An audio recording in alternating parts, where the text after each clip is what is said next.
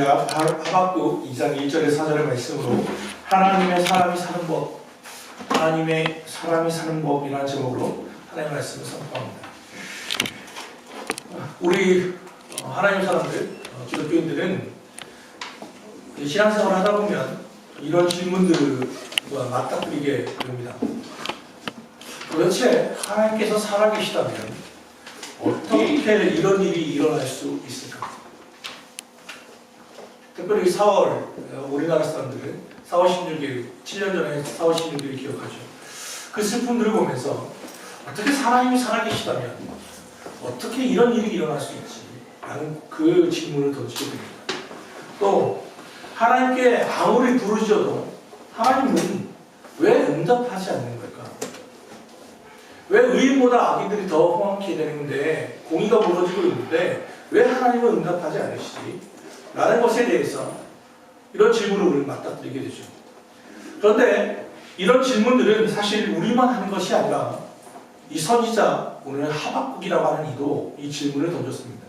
하박국서는 총 3장으로 구성되어 있는데 너무 간단한, 단순한 구조로 되어 있습니다. 하나님께 대한 질문, 그리고 하나님의 대답, 하나님께 대한 질문, 하나님의 대답, 그리고 하나님의 대답을 들은 하박국의 응답. 이렇게 아주 구성이 간단합니다. 혹시 성경책을 가지고 있다면 여러분 성경책을 한번 펼쳐 보시죠. 1장 1절과 2절 사이에 그 문맥의 문맥의 그 중심 테마가 적혀 있죠. 1장 1절과 2절 사이에 뭐라고 되어 있죠? 하나님의 하박국의 호소 이렇게 되어 있죠. 하박국의 호소. 그리고 나서 4절과 5절 사이에는 여호와의 응답. 그 다음에 쭉 뒤로 내려가 보면 하박국이 다시 호소하다. 그 2장은 여호와의 응답. 그 3장으로 넘어가면 하박국의 기도. 아주 단순한 기도입니다. 하박국이 하나님께 호소하고 하박국이 하나님께 대답하고 하나님께 응답해 주시고 이 질문과 대답이 2번 반복되고 이 질문을 들은 하박국이 하나님께 기도하는 것으로 이 하박국은 간단하게 끝납니다. 그런데 그럼 이 질문의 내용이 뭐냐? 앞서 했던 그 얘기예요. 첫 번째 질문은 이거였어요. 2절부터 4절인데요. 그걸 제가 표준성을 한번 읽어볼게요. 살려달라고 부르짖어도 듣지 않으시고 폭력이다 하고 외쳐도 구해주지 않으시니 주님 언제까지 그러실 겁니까? 어찌하여 나로 불의를 보게 하십니까? 어찌하여 악을 그대로 보기만 하십니까? 약탈과 폭력이 제 앞에서 벌어지고 다툼과 시비가 그칠 사이가 없습니다. 율법이 회개하고 공의가 아주 시행되지 못합니다. 악인이 의인을 협박하니 공의가 왜곡되고 말았습니다. 이 얘기는 뭐냐면 하박국은 이스라엘 내에서의 불법을 보고 있는 거예요. 그들은 율법을 하나님의 말씀을 안다고 하는데 율법이 해이져 가고 있고 공의가 무너져 가고 있고 악인들이 더 잘 되고 있고 하나님 이게 뭡니까? 언제까지 이러실 겁니까? 이렇게 질문을 했어요. 하나님 언제까지 이 이스라엘 내에 있는 이 악을, 이 불의를 처벌하지 않으실 겁니까? 그랬더니 하나님이 대답하시는 거예요.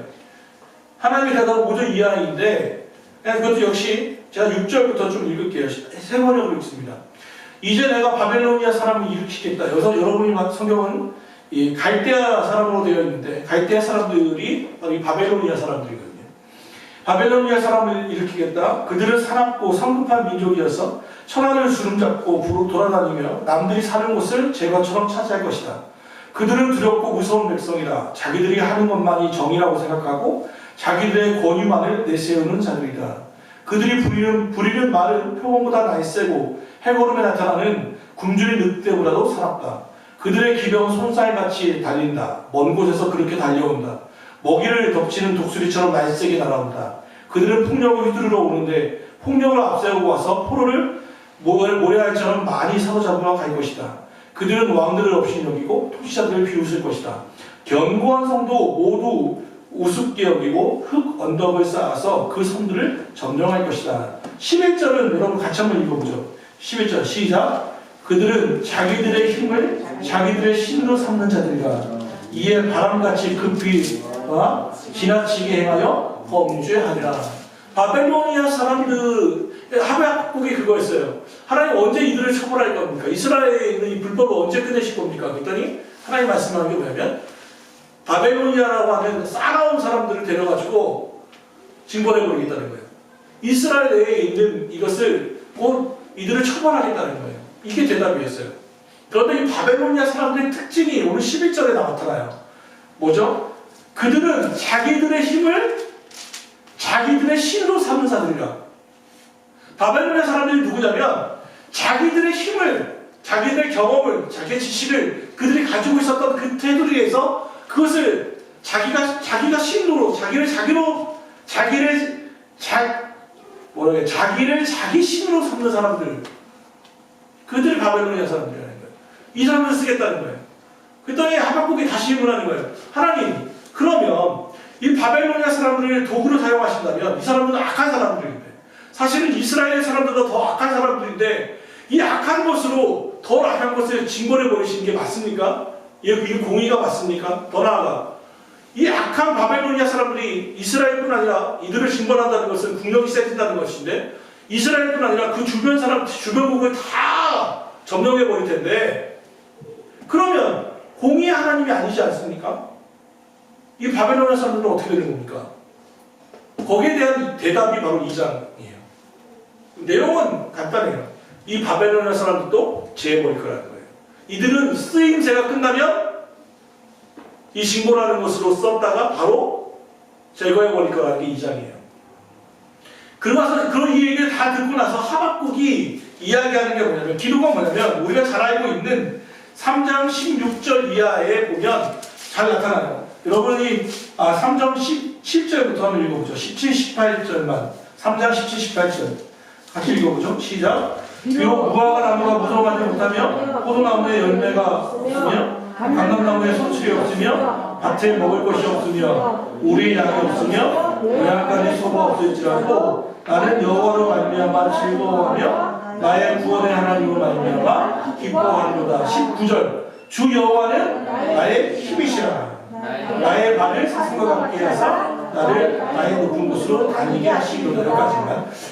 자, 마지막 끝이 뭐예요? 주 여호와는 내게 힘이시라는 거예요. 자, 이게 되게 대단한 상징을 나타내요. 앞서 말했던 바벨로니아 사람들의 특징이 뭐였어요? 자기들의 힘으로 자기 신을 삼는 사람들이 바벨로니아 사람들이라고 했어요. 그런데 하박국은 3장에서 제일 마지막 절을 뭐라고 말해요? 주 여호와는 나의 힘이시라는 거예요. 그러면 하나님의 사람과 바벨로니아 사람들의 특징이 정확하게 드러났죠. 누구가 하나님이냐는 거예요. 누가 하나님이냐? 네가 하나님이냐? 하나님이 진짜 하나님이냐? 하나님을 나의 힘으로 삼으면 그게 하나님의 사람인 거고, 자기의 힘을 자기 하나님으로 삼으면 자기가 바벨로니아 사람인 거예요. 이방인이 되는 거예요. 2장은 이 사이에 있어요. 당연히 1장과 3장의 사이는 2장이 있겠죠. 오늘 본문은 바로 이거예요. 그러면 어떻게 이런 변화가 일어나는가? 자기들의 힘으로 자기의 하나님을 삼는 사람들과 여호와는 나의 힘이라고 삼는 이 하박국, 이 사이에 이 간극, 어떻게 이런, 분명히 하박국은 하나님 왜 이런 상황이 이렇게 답답합니까? 언제까지 마스크 쓰고서 합니까? 왜 하나님께 예배하지 않는 오늘 저런 사람들이 더 험악해 되고, 우리는 내가 사는 좋은 주식은 쪽쪽 망하고 내가 이사만 가면 이 집값 오르고 왜 나는 이렇습니까? 뭐 이런 거예요. 아니 왜 이 답답한 게 언제 끝납니까? 하박국의 질문을 지금 시대로 바꾼다면 그거예요. 그러고서는 하나님의 이름을 다 듣고 나서는 하박국이 하는 말이, 무화과 내 주식이 떨어져도, 내 집값이 떨어져도, 내가 질병에 걸려도 나는 여호와를 찬양하겠습니다. 여호와는 나의 힘이십니다. 상황에 좌우되지 않겠습니다로 하박국은 바뀌어버려요. 그러면 왜 하박국이 갑자기 1장과 3장 사이에 어떤 변화가 있었기에 3장으로 이렇게 나아가냐는 거예요. 그게 오늘 비밀이 바로 2장에 있어요. 오늘 1절부터 4절이 그것의 유학본이에요. 하나님의 사람은 어떻게 살아가야 하는가? 이 혼탁한 시대에, 정말 이 답답한 시대에 하나님의 사람들은 어떻게 살아가야 하는가? 거기에 대한 대답이 바로 오늘 2절에 있죠. 2절 한번 읽어보죠. 2절 같이 한번 읽어보죠. 2절 시작. 여호와께서 내게 기록하여 이르시되 너는 이 묵시를 기록하여 하나의 명백히 새기되 달려가면서 이룰 수 있게 하라. 여호와께서 내게 대답하여 이르시되 너는 이 묵시를 기록하여 판에 명백히 새기되 달려가면서도 읽을 수 있게 하나. 이 말세를 이기는 힘, 이 혼탁한 시대를 하나님 이기는 힘이 어디에 있냐면 바로 묵시를 기록하여 읽으라. 뭐예요? 말씀에 있다고 말하는 거예요. 이해가 안 되고 답답한 일을 만났을 때 하나님의 사람들은 어디서 힘을 얻냐면 하나님의 말씀으로 돌아가서 거기서 힘을 얻어야 한다는 거예요. 아무리 바빠 달려가면서도 읽을 수 있도록. 그게 무슨 얘기예요? 잊지 말라는 거예요. 말씀은. 우리가 진짜 배고픈 것, 목마름은 마실 물이 없거나 먹을 음식이 없어서가 아니라 아모스의 이야기처럼 진짜 살아계신 하나님의 말씀이 없는 상태가 진짜 배고픔이고 갈급한 상태예요. 인생을 살다가 어떤 형편이나 사건을 만나면 어떤 길로 가야 할지 모를 때 하나님의 말씀이 기준이 된다면 얼마나 좋겠습니까? 기준을 가지고 있어야 한다는 거예요. 기준이 있어야 돼요. 기준이. 여러분 자 차렷하시고 편하게 앉으세요. 자 이렇게 질문하겠습니다. 여러분 동쪽이 어디입니까? 손을 좀 들어주셔서 손을 들어주세요. 자 온라인에 계신 분도 손을 드시고 자 내가 동쪽이라고 생각하시는 곳을 향하여 하나 둘 셋 하면 찌르십니다. 하나 둘 셋. 동쪽이 이건 뭐예요? 이게 내가 동쪽이 어디입니까? 약간 애매한 이쪽. 자 유정현 기사님 왜 이쪽이 동쪽입니까? 찍었습니다. 김해 목사님 자신있게 이쪽으로 동쪽으로 하셨습니다. 왜? 동서남북이니까. 아 동서남북이니까? 어디가 동쪽이에요? 이용재 목사님 이쪽이에요? 왜 이쪽이에요? 해 쪽이 이쪽에 있었어요? 정확하게 말하면 이쪽이 동쪽입니다. 목사님 어떻게 하십니까? 목사님이 보셨어요? 예, 봤습니다. 제가요 제 1부 예배 때 제 성경책에는 그게 있거든요. 내 핸드폰에는 그 나침판이 있어요. 그래가지고 오늘 제가 나침판이 여기 지금 우리 온라인 방송하기 때문에 안에 핸드폰을 빌려왔어요. 나침판이 있습니다. 나침판 프로그램을 깔아봤어요. 그랬더니 보니까 저도 이쪽이 동쪽이지 않았는데 여기가 동쪽이에요. 왜? 어떻게 알아요? 나침판이 말하니까요. 직업이 부동산. 네, 직업이 부동산이어서. 네, 여러분. 네. 지금 후국 부동산을 이용해 주시기 바랍니다. 네. 보세요. 어떤 사람들은 분명히 다 제법 괜찮은 이야기들을 해요. 그럴듯하게 이야기하죠. 이쪽입니다, 저쪽입니다. 속한 이야기를, 혹할 수 있는 이야기들을 합니다. 그런데 흔들리지 않는 방법이 뭐예요? 기준을 가지고 있으면 돼요. 나침판을 가지고 있으면 흔들리지 않는 거예요. 사기꾼들의 특징이 뭡니까?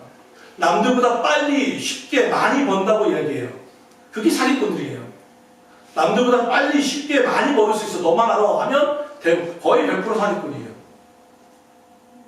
근데 거기에 혹하죠. 왜? 그럴듯하거든요. 그럴듯하니까. 그런데 자기 기준을 가지고 있으면, 말씀의 기준을 가지고 있으면 넘어지지 않아요.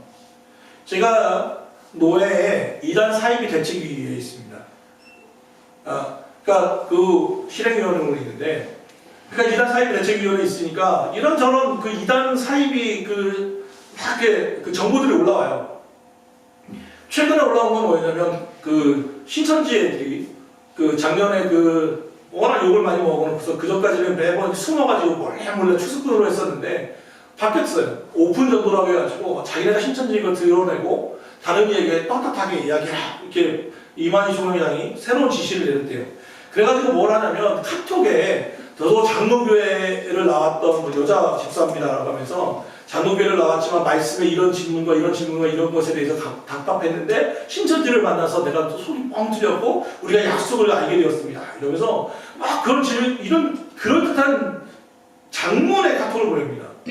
그리고 그 밑에 궁금한 점이 있으면 저에게 질문하세요. 근데 그게 매번 바뀝니다. 그러니까 이거 카톡을 복사해서 자기 이름과 핸드폰 번호를 바꿔가지고 무차별 기독교인들에게 지금 뿌리는 일을 하고 있습니다.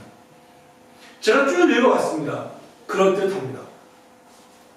호기심이 나오도록 써놨어요. 왜냐하면 기독교에서 대답하기 어려운 난제의 질문들을 몇 개 더 넣었기 때문에 웬만한 성도들은 그걸 그럴 수도 있겠네? 하고 쑥 넘어가게 돼 있어요. 그러면 왜 이렇게 됩니까? 왜 이단 자꾸 빠지죠? 기준이 명확하지 못하기 때문이에요. 하나님의 말씀 나침반을 가지고 있지 못하고 희미한 거예요. 어떻게 하냐면 여러분 하와가 처음 창세기 3장에 하와가 사단에게 넘어가잖아요. 배벽에 꼬일 때 어떻게 넘어가는지 그 과정을 보면 기가 막힙니다. 뱀이 물어보죠. 하나님이 너에게 그 에덴 중앙에 있는 저거 선악과 먹지 말라고 하더냐? 라고 물어봤어요. 그랬더니 하와가 이렇게 이야기합니다. 3장 2절과 3절에 있겠습니다. 여자가 뱀에게 말하되 동산 나무의 열매를 우리가 먹을 수 있으나 동산 중앙에 있는 나무의 열매는 하나님의 말씀에 너희는 먹지도 말고 만지지도 말라 너희가 죽을까 하노라 하였노라. 2장에 하나님 뭐라고 말씀하셨냐면 너희는 이것을 먹는 날에는 반드시 죽으리라. 예전 성경은 정령 죽으리라. 개정은 반드시 죽으리라 라고 해놨어요. 그런데 하와가 뭐라고 대답했냐면 너희는 먹지도 말고 만지지도 말라 너희가 죽을까 하노라 했다. 자 보세요. 뭐가 틀렸어요? 먹지 말라고만 했어요. 만지지 말라는 누구 얘기예요? 하와 이야기예요. 그 얘기는 왜 그런 얘기가 나온 거예요? 먹지 마라 라고 했는데 먹지도 말고 만지지도 말라. 어떤 감정이 들어가 있어요? 하나님에 대한 원망이 들어가 있어요. 이해할 수 없는 왜 이거 못 먹게 하지? 불만이 들어가 있어요. 그리고 나서 과장이 들어가 있어요. 과장. 저도 남에게 얘기 들을 때 우리 어머니 돌아가신 어머니 얘기도 좀 미안하지만 어머님이 항상 남 얘기를 꼭 나쁜 얘기는 꼭 이렇게 목소리를 변조해서 얘기해요. 그 지지가 이러면서 그 약하다 이러면서 목소리가 없어서 깔려 쫙 깔리면서 얘기해요. 분명 그렇게 얘기 안 했을 텐데 막 이러면서 이렇게 과장을 해요. 과장을. 다음 얘기할 때 지금 이 일이 어떤 일이 벌어진 거예요? 성경책이 벌어진 거예요. 말씀이 먹지 말라는 말씀을 먹지도 말고 만지지도 말라고 하면서 거기에 자기 감정을 실어서 과장시켜버렸어요. 하나님의 말씀을. 더 나아가 그러고 나니까 과장하고 나서 그 다음에 뭐예요? 죽을까 하노라. 성경은 뭐라고 말했어요? 하나님은 반드시 죽으리라 했어요. 그런데 거기에 대한 뭐가 있어요? 의심이 들어왔어요. 이제. 그러니까 과장과 의심이 들어와 있어요. 하나님의 말씀에 대해서. 그러니까 어떻게 돼요? 흔들리는 거예요. 그러고 나니까 사단이 얘기하죠. 안 죽어. 네가 죽지 않는다라는 거예요. 처음부터 야 저거 먹어 이랬으면 하와가 넘지 않았을 거예요. 이놈이 이게 분명한 이게 반석에 있는지 없는지를 확인하는 거예요. 기준을 가지고 있는지 없는지를 알고 있는 거예요. 그래서 또 던져봤어요. 야 먹지 말래? 그랬더니 아이고 먹지도 말고 만지지도 말래. 먹으면 죽을 수도 있고 아닐 수도 있다는데 그때는 뭐라고 말해요? 흔들려 놓으니까 야 안 죽어. 흔들리니까 얘기하는 거예요. 그러므로 사랑하는 여러분 이 하나님의 사람이 사는 법은 뭐냐면 말씀을 명확하게 하는 거예요. 정확하게 해야 돼요. 희미하면 안 돼요. 무슨 얘기인가 하면 우리가 자꾸 단순하게 살면 돼요. 하나님 성경의 말씀이 하라고 하면 되고 하지 말라고 하면 하지 않으면 돼요. 그래서 우리는 어떻게 생각하냐면 그렇게 생각하는 거예요.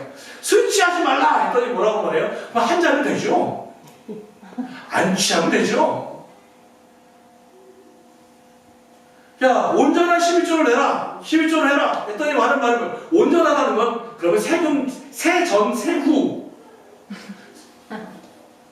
이게 무슨 말이에요? 이 질문들을 왜 하는 거예요 자꾸?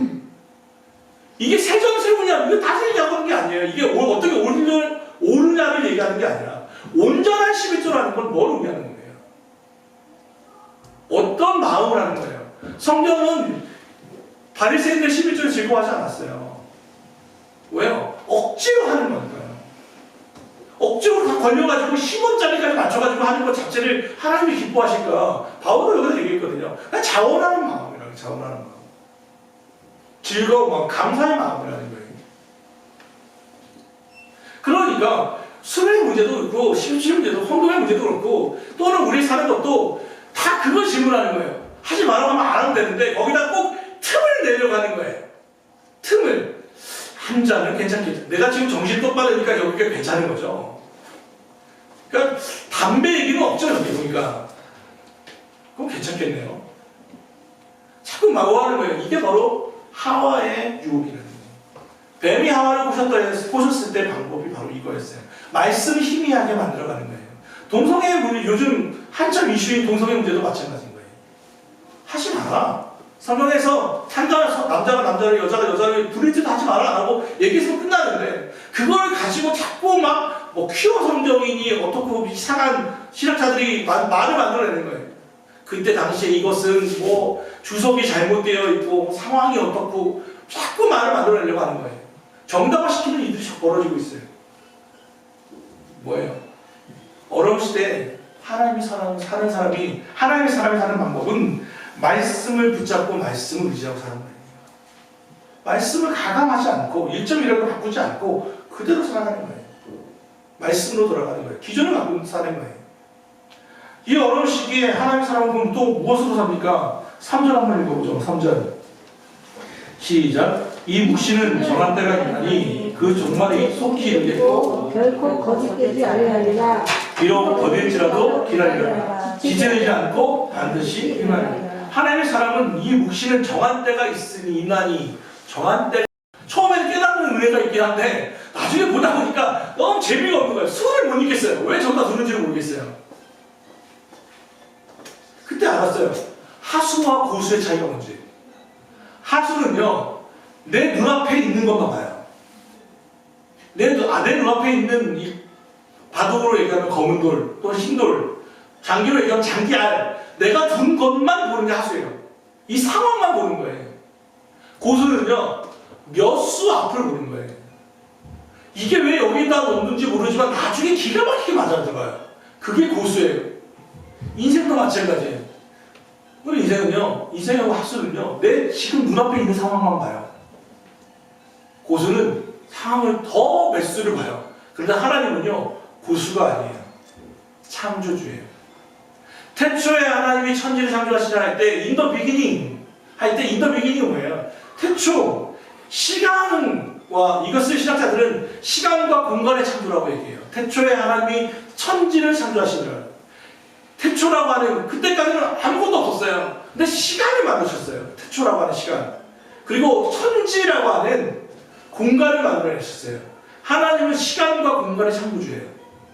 우리 인간에게야 과거와 현재와 미래라고 하는 개념이 있지 하나님은 과거와 현재와 미래라고 하는 그 시간의 주인이에요. 시간이라고 하는 그 개념 자체를 만들어내신 분이에요. 그러니 우리 인생은 우리 앞을 못 보지만 하나님께는 이게 과거와 현재와 미래가 한 사이클에 있어요. 이해할 수 없지만 창세기 1장 2절에 비밀을 품다면 그거예요. 그러니까 하나님께는 과거나 현재나 미래나 같은 거예요. 그러니 우리 인생을 볼 때 우리는 눈 앞 보고 이거 하나 보고 왜 이런지 막 하고 있는데 하나님은 뭐예요? 벌써 몇 수 앞을 이 일이 반드시 필요한 거예요. 그러니 우리에게 자꾸 우리를 사용하시는 거예요. 이런 일들을 허락하시는 거예요. 그럼 우리는 뭐만 생각하면 돼요? 하나님이 창조주라는 것, 우리 인생의 고수라는 것을 인정하는 거예요. 정한 때가 있지. 이해가 될 때가 있겠지. 하나님이 정하신 때가 있지. 이를 믿으라는 거예요. 하박국의 얘기가 그거였어요. 묵시를 기록해라. 그리고 나서 뭐예요? 이 묵시는 정한 때가 있어요. 지체될지라도 반드시 일어나라. 지체된다는 건 우리 입장이고 하나님 가장 알맞은 때에 일하실 거라는 거예요. 그걸 기억하고 살아가는 거예요. 언제 도대체 이 마스크를 벗을 수 있습니까? 정한 때가 있어요. 정한 때가 있겠죠. 그럼 요즘 여자분들 많이 편하시다면서요. 이제 화장 안 하신다면서요. 눈만 그리고 하는 거 얼마나 예전에는 막 뭐라고 했는데 요즘은 여기만 하셔서 더 좋다고 하는 얘기도 있어요. 네. 결국 이쪽에 무슨 뷰티 산업이 제일 커졌대요. 이쪽은 아니고. 정한 때가 있어요. 정한 때가.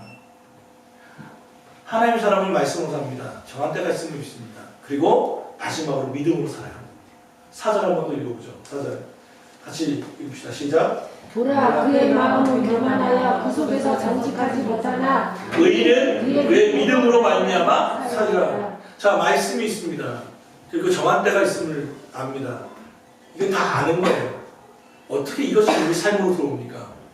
믿음으로 우리 삶으로 들어옵니다. 이게 머리의 지식이 아니라 내 가슴으로 내려오는데 뭐가 필요하냐면 믿음이 필요합니다. 아무리 좋은 차가 있어도 기름이 있어야 돌아가요. 아무리 내가 지식이 정말 성경에 대한 아무리 많은 지식을 갖고 있고 내 머리로 하나님의 말씀을 하도 많이 들어가지고 알고 있어도 이게 내 삶으로 들어오려면 뭐가 필요하냐면 믿음의 통로가 필요해요. 그게 바로 믿음은 의인은 믿음으로 말미암아 산다. 살고 죽는 건 믿음에 있어요. 아는 지식에 있지 않고 삶은 그 믿음에 달려있다는 거예요. 저는 이 믿음을 얘기하면 정말 딱 떠오르는 사람이 하나 있어요. 누구냐면 마가복음 9장에 나타나는 한 사람이에요. 이름도 안 나타나는 사람. 이 9장에 어떤 사건이 벌어지냐면 예수님이 변화산에 예수님의 수제자 3명을 데리고 올라가요. 그 예수님이 그 변화산에서 모세와 엘리야를 만나면서 몸이 천사와 같이 밝아지고 이런 엄청난 신적 체험을 해요. 영적 체험을 해요. 그때 예수님이 변화산이라고 하는 곳에 있을 때 이 밑에는 어떤 일이 벌어지고 있었냐면 예수님의 9명의 제자들이 아주 곤란한 지경에 처했을 때예요. 뭐냐면 다 올라가고 나서 이 예수님의 제자들에게 귀신 들린 아들을 둔 아버지가 오시는 거예요. 와가지고 이 아들을 그냥 고쳐달라고 하는 거예요. 이 아들에게 귀신이 들렸는데 이 귀신이 자꾸 물에도 던지고 불에도 던져가지고 아들이 죽을 것 같다는 거예요. 그러니까 제발 좀 고쳐주세요 라고 왔어요. 그런데 마침 앞에 보면 마가복음 앞을 보면 제자들이 전도 여행을 했어요. 그때는 뭐 귀신도 쫓아내고 엄청난 신앙적 체험을 했거든요. 그러니까 쉽게 여겼어요. 아유 알았어 기도해 줄게 하고 기도했겠죠. 9명이 기도했는데 아무 일도 일어나지 않았어요. 아무 일도 일어나지 않았어요. 그러니까 난리가 났죠. 사람들 다 구경하고 있고 야 이거 뭐 예수 사기꾼 아니야? 부터 난리가 났겠죠. 예수님이 그때 내려오셨어요. 예수님이 다 내려왔더니 소란스러운 거예요. 그래서 무슨 일이냐라고 묻죠. 그랬더니 이 아버지가 귀신 들린 아들을 둔 아버지가 예수님께 오는 거예요. 마가복음 9장 21절부터 제가 읽을게요. 예수께서 그 아버지께 물으시되 언제부터 이렇게 되었느냐 하시니 이르되 어릴 때부터니이다. 귀신이 그를 죽이려고 불과 물에 자주 던졌나이다. 그러나 무엇을 하실 수 있거든 우리를 불쌍히 여기사 도와주옵소서. 아버지 심정이 이해가시죠? 어릴 때부터 너무 고통스러웠습니다. 불과 물에 자꾸 던지는 거예요. 그러니까 무슨 일을 할 수만 있다면 할 수 있거든 우리를 좀 불쌍히 여기서. 여기서 우리예요. 우리. 이 아이가 아니라 아이와 나가 하나예요. 우리를 불쌍히 여기서 도와주십시오. 이 아버지 심정이 이해가십니까? 그랬더니 예수께서 이르시되 할 수 있거든이 무슨 말이냐? 믿는 자에게는 능히 하지 못할 일이 없느니라. 할 수 있거든이 무슨 얘기냐? 능치 못할 일이 없다 믿는 자에게. 이렇게 얘기했어요. 그러고 나니까 이 아버지의 대답이 진짜 기가 막혀요. 곧 아이의 아버지가 소리를 질러 이르되 내가 믿나이다. 나의 믿음 없는 것을 도와주소서. 여러분, 내가 믿나이다. 나의 믿음 없는 것을 도와주소서. 이게 무슨 말이에요? 내가 술을 먹고 운전을 했는데 음주운전을 안 했다고 하는 생각, 그 말이 생각나지 않아요? 내가 믿는데 믿음이 없대요. 이 심정이 이해가세요? 이것을 맞아요. 해석한다면 이렇게 보겠죠. 믿고 싶어요. 제가 내 믿음이 이 아이를 고칠 수만 있다면 저는 정말 믿고 싶습니다. 믿습니다. 그런데 사실 저는 믿음이 없습니다. 왜? 앞에 실패를 경험해봤잖아요. 9명의 제자들에게 부탁이 왔다 안 되는 걸 봤잖아요. 그런데 내 믿음이 지금 없어요. 저만큼 믿고 싶은데 믿음이 없어요. 그러니까 믿음이 안 생겨요. 그러니까 뭐예요? 좀 도와주세요. 저를 좀 불쌍히 여겨주세요. 그것도 조그맣게 얘기한 게 아니에요. 소리 질러 이러래. 내가 믿습니다. 그런데 나는 믿음이 없습니다. 나는 도와주세요. 이게 뭐예요? 나는 이 아버지의 말, 이 아버지의 외침이 우리에게 필요하다고 믿습니다. 사랑 가까운 교회 성도 여러분, 이보다 진실한 기도가 어디 있습니까? 무슨 기적을 내가 왕년에 무슨 어떤 엄청난 신비한 체험을 했고 내가 어디에서 무슨 장로가 되었고 내가 어느 기도원에서 무슨 방언을 했고 그게 무슨 소용이 있습니까? 좋은 경험을 했어요. 그게 무슨 소용이 있습니까? 지금 현재 지금 여기에서 여러분의 그 믿음이 살아있습니까? 약동하고 있습니까? 하나님의 임재를 체험하고 있습니까? 하나님의 말씀 그리고 정한 데가 있음 이 두 가지가 여러분의 삶을 이끌어가고 있습니까? 믿음이에요, 믿음. 믿음이 없다면 오히려 내가 있는 채 할 필요가 없어요. 하나님 앞에 나오면 돼요. 내가 믿습니다. 그런데 정말 믿음이 없어요. 나를 좀 도와주세요. 예수님이 이 아버지를 탓한 말이 없어요. 탓하지 않았어요. 아시는 것처럼 이 기도에 응답했어요.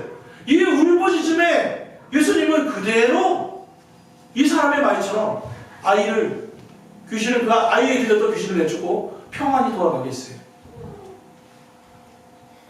이름도 나오지 않아요. 성경은 이 사람의 이름이 무엇이었는지 궁금해하지 않아요. 이 사람의 한마디가 궁금해요. 정말 필요해요. 내가 믿나이다. 나의 믿음 없으면 도와주셔서. 믿음 있는 척 살 필요가 없어요. 없으면 없다고 있는 모습 그대로 나오면 돼요.